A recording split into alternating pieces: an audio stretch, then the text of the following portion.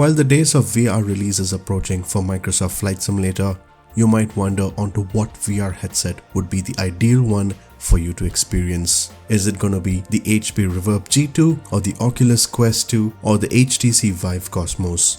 Which VR would be the right one for you? Let's find out. Before we go deeper into this, hello and welcome if this is your first time to the channel. Go ahead and subscribe for future releases on flight simming, updates, patches, releases, anything at all related to flight simming, you've come to the right place. The 22nd of December has been slated for the VR release, and one couldn't wait for this amazing new addition for Microsoft Flight Simulator. Right now in the market, we have many players out there trying to get your hands on their products which can or cannot be that great. We want to make sure that you get the right VR headset, guys. That is our goal here. But there is a big but here, guys. Budget matters a lot too. There are certainly few factors taken into consideration and compared to make sure that you get the best in order to make the right decision by the end of this video. Virtual reality is a fascinating manner to travel to a different world, and when it's on Microsoft Flight Simulator, that's a whole new different arena altogether within the simulator itself. With a built-in headset and motion tracking, this should allow you to look around in a virtual space if we are in it. I mean guys, imagine yourself flying all the way over London looking at their beautiful landmarks, or the Taj Mahal in Agra, or even the Eiffel Tower in Paris. You gotta see it to experience it, and imagine if you're actually in a position where you sit on a plane and look at these beautiful things. That is exactly what VR will do for you. It's not a monitor that's fixed your eyes or to see things differently, but you are in it, and that makes it very special. Of all the VR headsets, we picked up 3 to give you the best of the lot so that you can choose and make it, and it becomes much more simpler for us rather than have a humongous list that brings out more amount of options that leads to confusion. We chose the Oculus Quest 2, the HTC Vive Cosmos, as well as the HP Reverb G2. All these headsets are great in its own terms, and we picked up these as they are the best in the lot. Now when it comes to the HP Reverb G2, we mainly picked this up because this was planned to introduce during Microsoft Flight Simulator's VR release. All these 3 headsets are great. They deliver good functionalities, what you can expect from VR headsets that can provide good experience in video games, applications, trainers, as well as simulators. It's definitely a good companion, guys.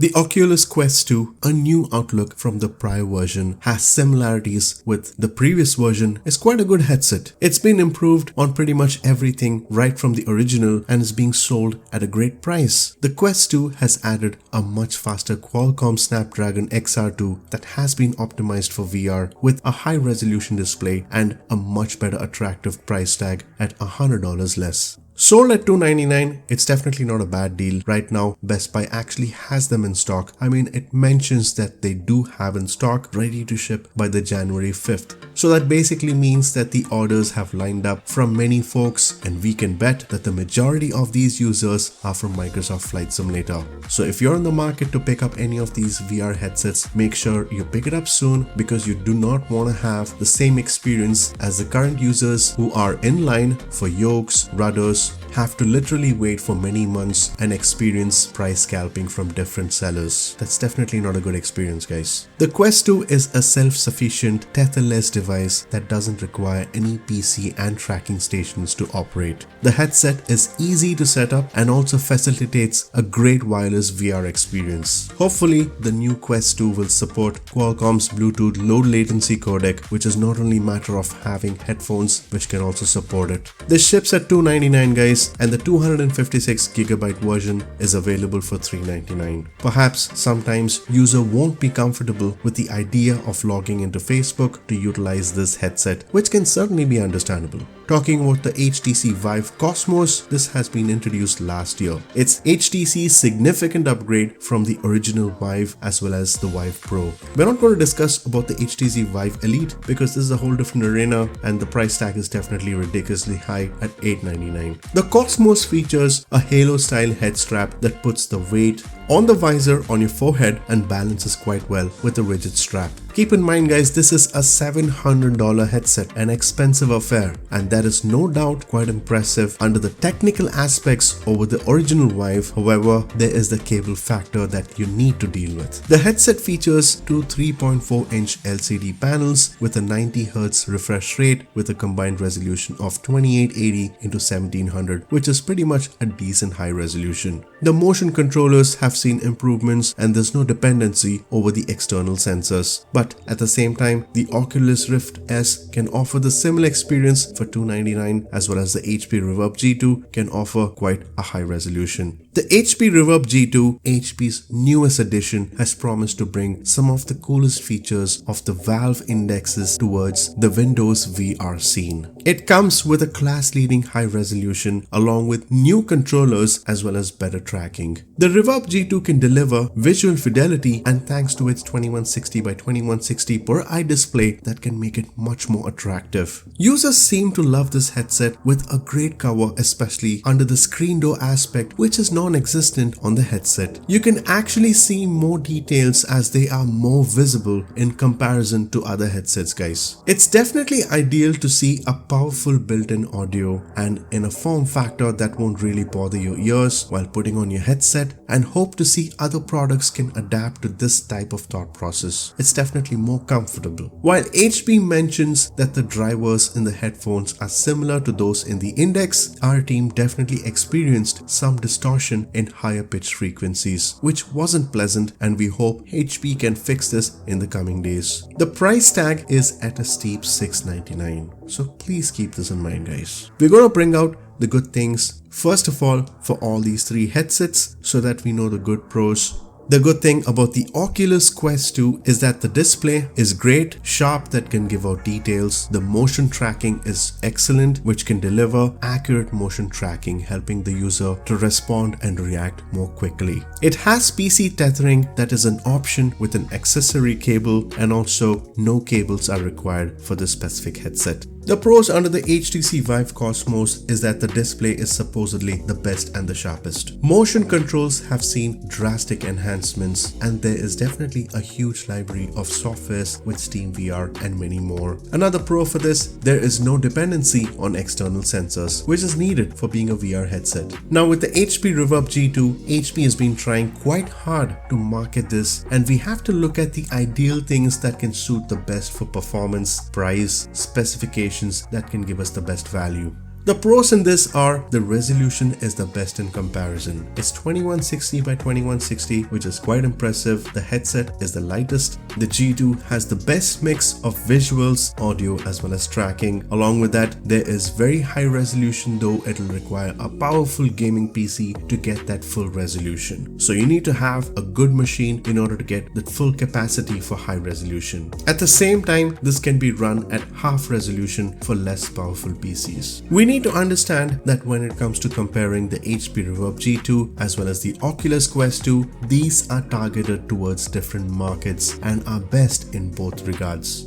The Quest is well priced, giving a standalone solution to most users, while the Reverb is more geared for high-end PC users. To talk about the cons of these three headsets, the Oculus Quest 2 is not great in audio as it is similar to the Rift S. Along with that, the battery life isn't that great as it is short, giving the users not a great experience as they need to cut short their adventurous games and many other things. The HTC Vive Cosmos is expensive in its con, the cables are definitely clunky, and it requires a full-size display port which is not comfortable. The HP Reverb G2 did have a lot of positives. At the same time, it does have a lot of negatives. There have been many reports of certain games not working at all with the WMR. The standard controllers eat through the 1.2 volt rechargeable batteries as they use a lot of light tracking and not infrared. The PC hardware requirements in order to run the G2 headset in full resolution are quite high when you compare it to other headsets. There is no finger tracking on controllers, which can be quite tedious. Some of the users have reportedly mentioned that wearing glasses inside the headset is not 100% comfortable. The big question all we need to wonder is what headset can be the best for VR. Guys, we need to comprehend that modern headsets are either in categories where they are standalone or tethered. Headsets like the HTC Vive Cosmos, PlayStation VR for example, as well as even the Valve index are all physically connected to the PC.